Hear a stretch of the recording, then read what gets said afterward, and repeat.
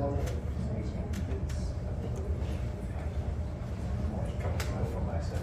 can do that too, yeah.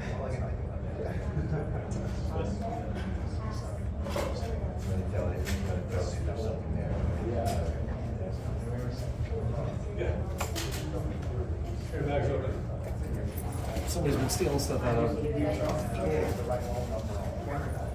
That's actually a crazy song.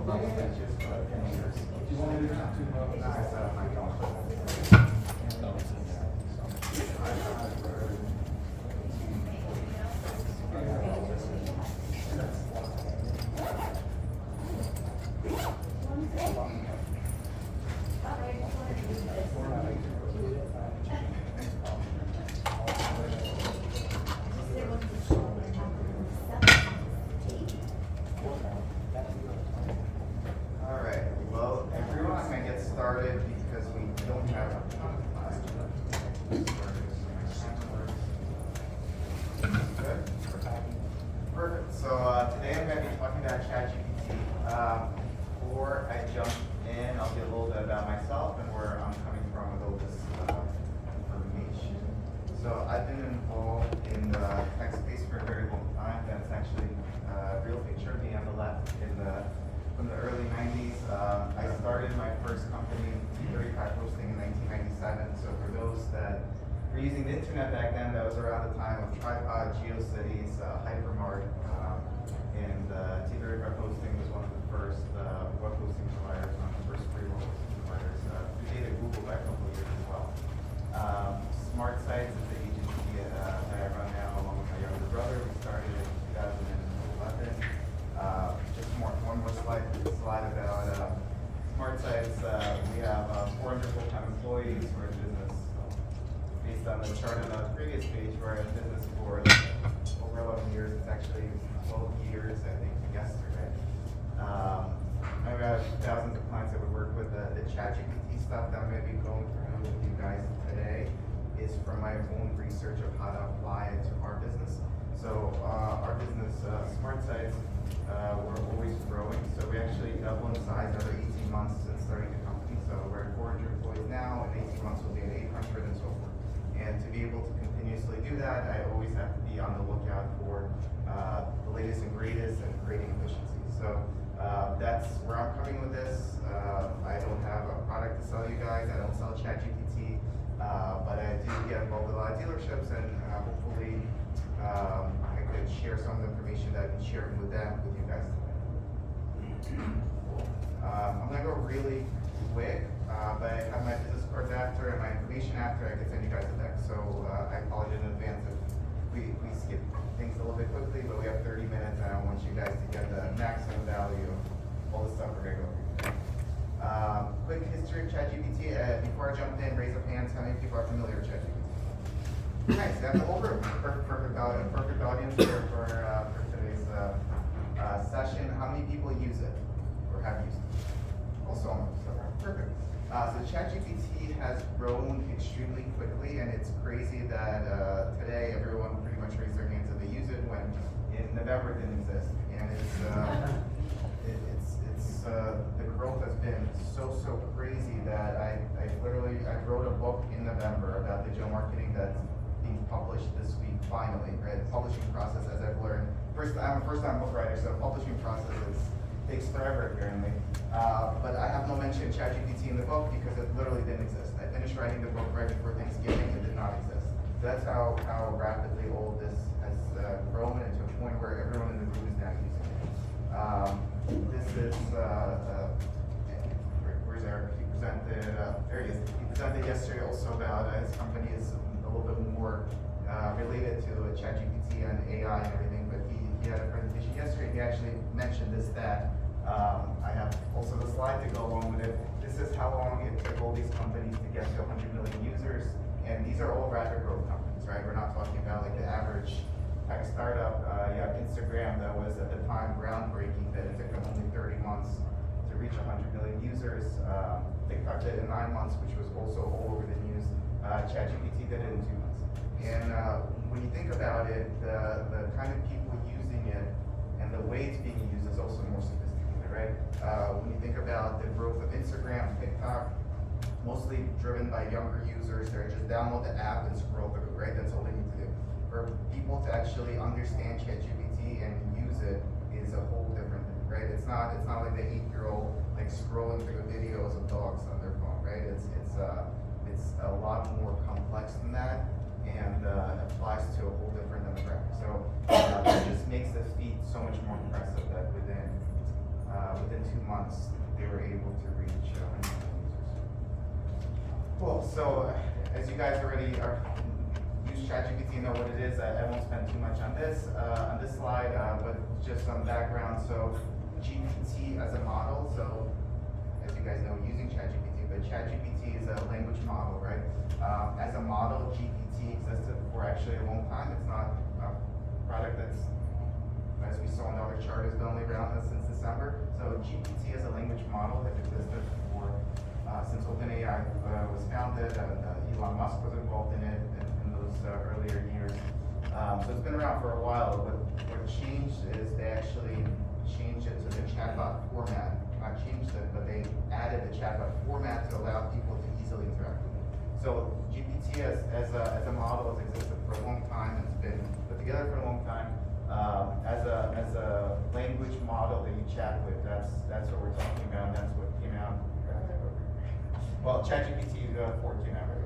ChatGPT 4 came out, right? And then, so that's the history of it. I have 2 more quick slides of the background of it before we jump into use cases.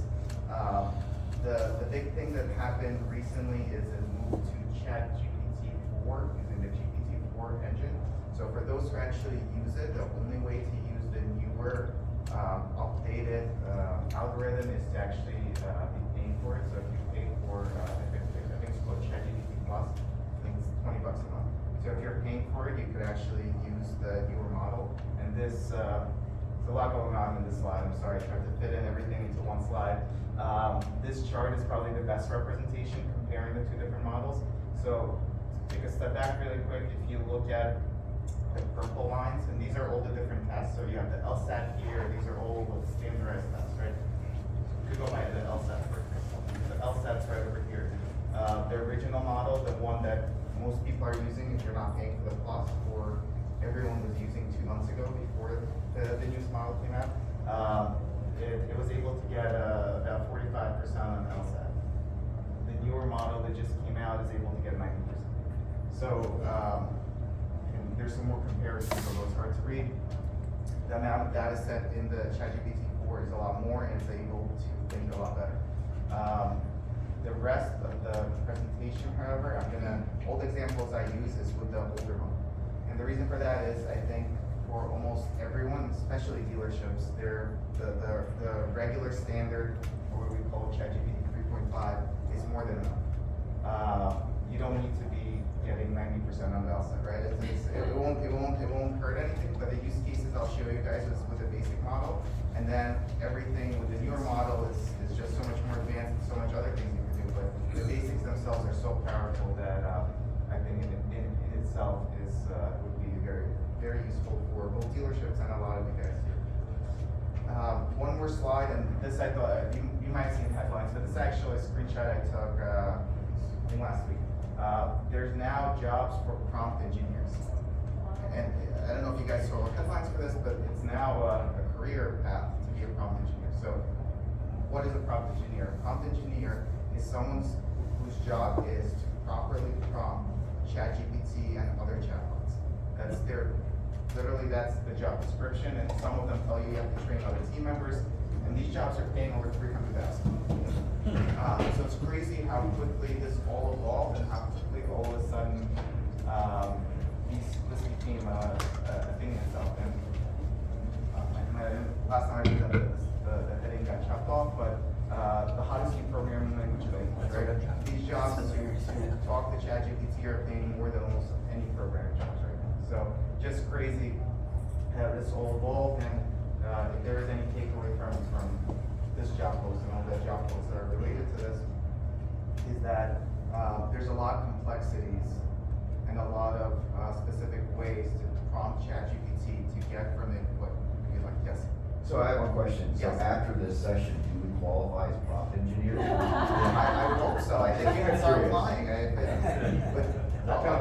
guys certified prompt engineers within the next 22 minutes. But yes, so it's funny. One of my last slides, and hopefully I'll rapidly get through them and get to it, is literally the correct ways to prompt it to get better results.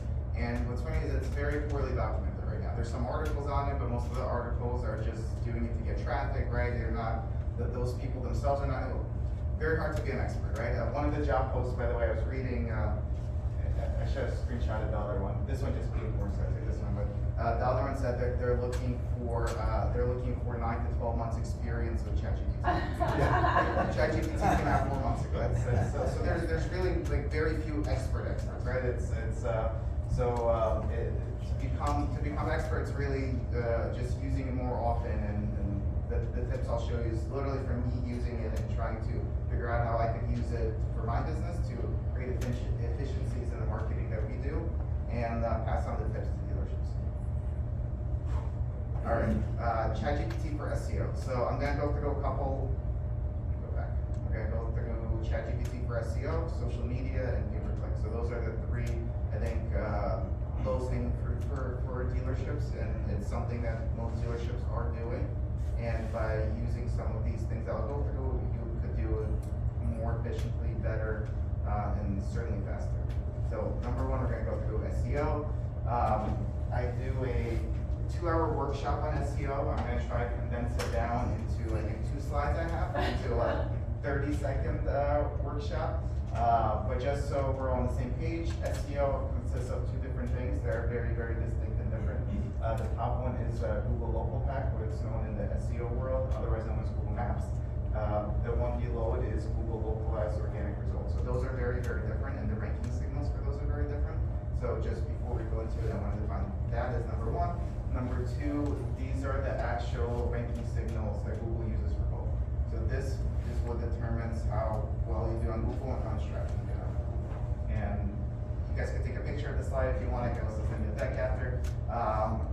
This data, obviously Google doesn't disclose their algorithm. This data does not come from Google, but it comes from a group of SEO professionals that come from every industry, and every year they do an internal survey with what they're seeing and what they're finding that determines search rankings, and then they release the survey. This is from, I think, a little bit over a year ago. They didn't release one from last year yet, or maybe not at all, but this is the best representation we have on what determines how well you rank on Google. So the reason I put this up is these are the areas you should be focusing on, the areas I boxed off in the red. So that's what I'm going to highlight. I could be using ChatGPT for that, and I'll go through it quickly. So on the left side, that's Google Maps. So the number one ranking signal is your Google business profile. Makes sense, but it's become more and more relevant, right? 5-6 years ago, citations were more important. Citations being your Yelp, Yellow Pages, things like that. Google is making it a bigger priority. And I didn't include it here, but I have a slide of historically over time these ranking signals. Google business profile has become more and more important, and it's not just having it, right? It's completely having it filled out, having pictures in it, having all your information in there. And the second one's connected to that as well. It's reviews. So reviews in your Google business profile are super, super important. A lot of people don't realize, but Google actually uses the content of the reviews for rankings. So for example, if you're a coffee shop and you wanna come up with Colombian coffee, if a lot of your reviewers put in the review that I really like their Colombian coffee here, you go on Google Maps and type Colombian coffee, and that shop will come up because of the reviews. So your responses to reviews don't count, but the content of the reviews does. And that's always a tricky one, because you can't really force people to leave reviews in a specific way, right? You can't like stand at the door and like force your customers to like keyword stuff the reviews. But it's definitely important to know that it's not just having a blank 5-star review, that the content is important. And responses don't count. Responses don't count, because then you would be keyword stuffing your responses. So the jury's still out. Some people think it counts a little bit. Yeah. But if you look at it from Google's perspective, I think if they were counting it, people would keyword stuff their review. Thank you so much for coming to my coffee shop and trying all my Colombian coffee and listing them out, like, right? And listing like all the towns. Thank you for coming to us from these surrounding towns and listing all the towns. Some people think reputation perspective, you should definitely be leaving reviews. Leaving reviews in general might be beneficial to your SEO as well, but the content won't be used for contextual rankings. So aside from those things, that leaves on-page and links for both. Here it's 65% of your ranking signals, and there it's a big part as well. So that's why I'm gonna go through of how you could be using ChatGPT for those. So I'm gonna go through, so all my slides will look like this, and they're all gonna be use cases of me actually going in and, I think this is last week, asking ChatGPT things. And again, I can send you guys the deck, whoever wants the deck after, I can send it to them, so you don't need to be like jotting down, what did Alex ask ChatGPT, how did he ask me? Cool, use case, number one, site page ideas. So, and again, this doesn't even have to be a dealership, right? Any business you have, you might not always know which pages you should have on your website, right? You go ask ChatGPT. What kind of pages should a car dealership website have? It literally lists the pages and defines them. This is really cool, and this is based on all the data set that's in there, right? So it's not just like it's listing in random order. This is, I think, pretty much if you're a dealership, you need to have these pages, and not everyone does, and not everyone promotes them very well, right? Like the test drive page. Off the bat, I know half of the dealerships I work with probably either don't have it or don't have it very prominent. So this is a very good prompt to determine what general pages you should have and which one should be most important. Excellent. Click right using. Next up is blog post ideas. So I'm not a fan of blog posts in general. I think they're going away in the SEO world, and at least over the last 10 years, I've seen them go away, right? It's the way we use websites has dramatically changed in the last couple of years. You wouldn't go to like your dentist's website and go to their blog and read like the blog post they wrote, right?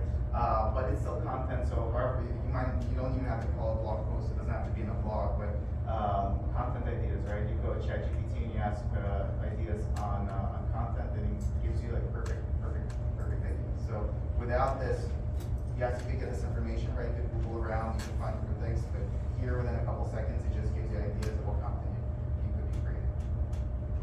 All right. The next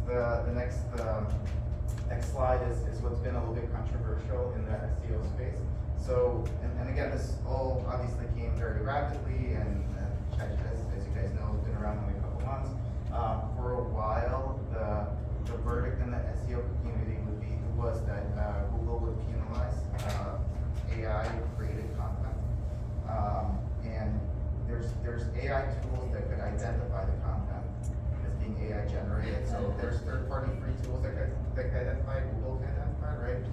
My take on it, even 2 months ago, I think this was in the beginning of February, at this speech in Lisbon, right before this. And literally this speech, I was like, I'm sure Google will just either penalize for it or will pull it out. There'll be a little label, they'll say AI generated content. Google came out early February and said they will not penalize for it with an asterisk, right? What Google said is that, and this is their official blog post, that they will continue rewarding high quality content regardless of how it's produced.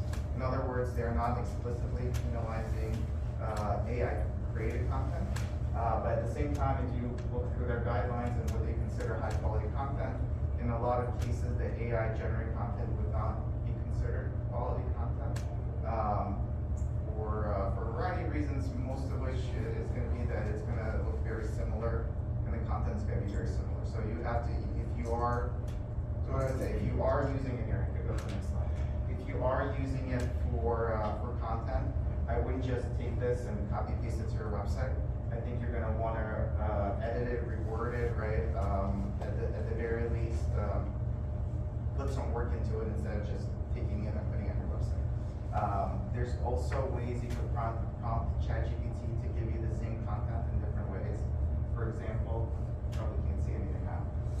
So here I put, right, 250 words on the history of the Mercedes GLS. It actually does a really good job, right? If you went out and did research to write this page on the history of Mercedes GLS, it would probably take you a couple hours, right? It does a really good job for saying 2012, it was given a mid-cycle refresh, right? Very good content. You would just need someone that could go through it and actually verify the content. And I'll show you then why ChatGPT isn't perfect, right? It's all based on the data set that it has. And then you just have to massage the content to be different. And I think going back to this blog post, I think all of this is very fluid now, and I think you can change very rapidly. So I wouldn't recommend someone like it's investing millions of dollars in creating tons of AI generated content because Google next month could say we've identified it and we're gonna ban everyone who does it. So I would say it's very experimental. I think at the very least creating SEO content, it's still valuable to at the very least edit and fact check and everything ChatGPT produces. But this is all very fluid. The other slides and other use cases I'll show you guys isn't as risky as this. And different ways to prompt it. So write 250 words on the history of the Mercedes GLS. So wrote it. Mercedes GLS is a luxury SUV. Blah blah blah. Write 250 words on the history of the Mercedes GLS in the style of Shakespeare. So it says, oh fair ladies and gentlemen. Oh, fair ladies and gentlemen, listen to the tale of a carriage that hath journeyed through time and prevail. Right? So you could prompt it to do different styles. You could do a style of anything. You could do so that helps at the very least the content to be different. Probably shouldn't put Shakespeare's representation of the Mercedes GLS on your website, but maybe on social media. This probably would do very well on social media. Use case, another use case, link building. So link building is a tricky one. So link building is one of those things a lot of people say every year SEO is dead, right? That's what I've been hearing since the 90s. Every year SEO is dead. I hear every year link building is dead, right? So link building is important. Link building is getting other websites to link to your website. So Google has two major, and all search engines have two major factors to determine how much traffic and exposure. Right? Number one is link building. So the more authoritative websites that link to you, the more authoritative you're perceived. Right? So if you have CNN, Fox News, all the big news websites linking to you, Google now thinks you're authoritative and you rank higher. And then creating content, every piece of content gives you an opportunity to come up with search results, right? If you did not, if someone goes on Google and searches, I want to learn the history of the Mercedes GLS, no matter how authoritative you are, it could be CNN.com, Fox News, it doesn't matter. You don't have a page about the history of the Mercedes GLS, you won't rank. So content gives you the opportunity to show up in search results, and link building is to rank higher and have more authority. So even in link building's application, right? So the prompt here is where the most popular local automotive director is in New Jersey, right? And not all of these might let you list there for free, and not all of these might be relevant, but that's a very good start. With otherwise, it would be much harder to track down this information. Also, keeping in mind that ChatGPT's data is, so its core data set goes back to September 21. So that's a core data set. Outside of that, you could go and get new information, but that core data set is going to be the most accurate after everything else is a little bit less accurate. So asking it, like, I still ask it, right, the most popular, and it'll tell you that I don't have access to real-time data. So it's just something to keep in mind. Cool, reputation management. So this is the review stuff we talked about briefly. It does a really good job at responding to reviews. To a point that I would wager that it would respond to reviews in a better way than anyone in the dealership can. For this prompt, I wrote, write a response to user who left this review on our car dealership Google listing. And I copy pasted the review. This is literally the review I put in. The review was my third time getting a car from Prestige Lexus. All 3 times he gave the respect and trust that is truly hard to find at a car dealership, especially these days. No pressure to buy. The response that you could literally copy paste, and this stuff you could copy paste because the reviews and later we're going to go into social media is not like SEO. You're not ranking for this. So this is just to responding to reviews is to look better to other customers. Right? The response is, thank you so much for your kind words and for choosing Prestige Lexus of Ramsey for your car buying needs.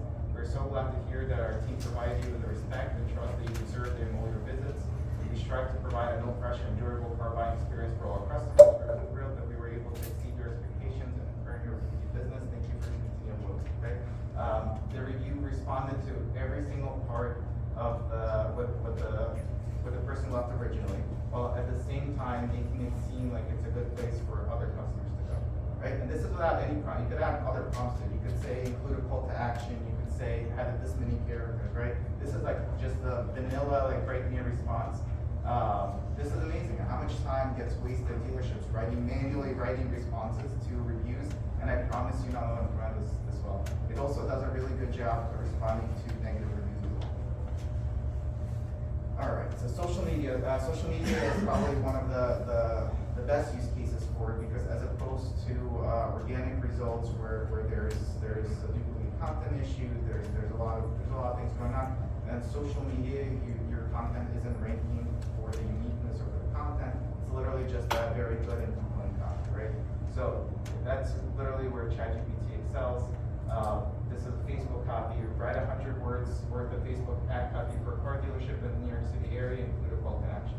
Right, so you could use it to come up with your social media posts, and I wouldn't just use like all these automatic posts, right? I would also, when you're doing social media, you want to be including your local on the ground stuff as well. It shouldn't just be this, but it does a really good job.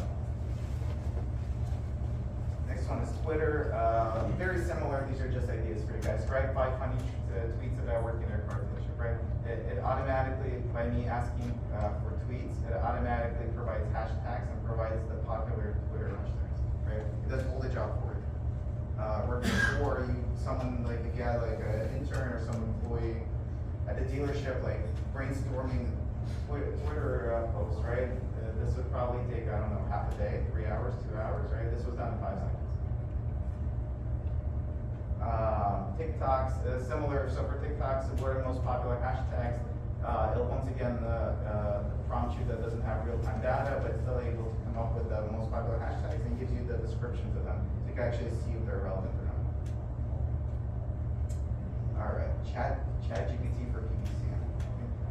Tons of time, but I'll go through this quick. So this is a lot more complex, and this, if people are interested in this, please follow up with me after. This is more than most dealership will be doing. Like this stuff I just went through, I think is super relevant for all of you guys. This is more for the agency to be doing. But before I jump into the PPC stuff, just announcing, you guys probably seen these headlines.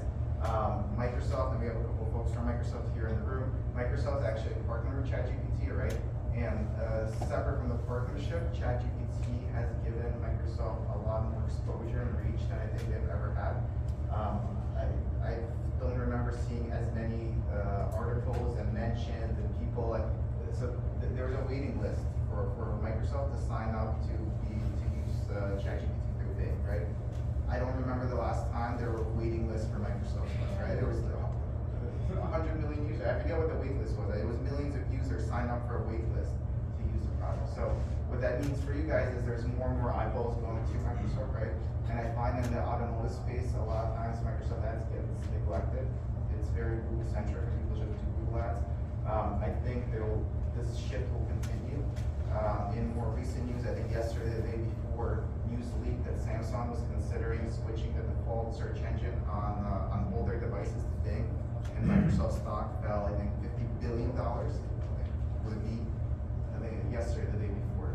I think this will continue happening. I think eyeballs and attention, and Microsoft is really doing cool things, pioneering all this space, and at the very least, it's giving them a lot of attention, a lot of people using it. So, separate from ChatGPT and everything else, if you're not doing Microsoft ads, you should be. It always is cheaper and works better.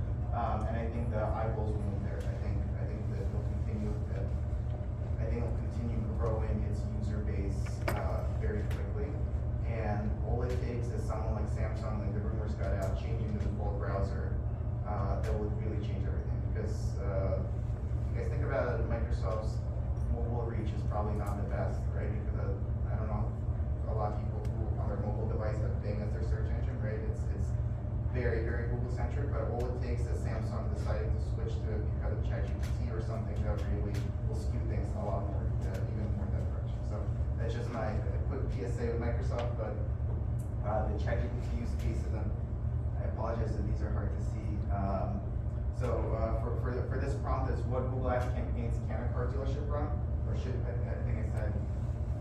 car dealership run? So this is like a no-brainer, but this is for a dealership to think about what campaigns am I running, what campaigns should I be running, right? This is like very basic check-in, and you could ask it more in-depth questions, but you should be running search ads, display ads, video ads for tier 3.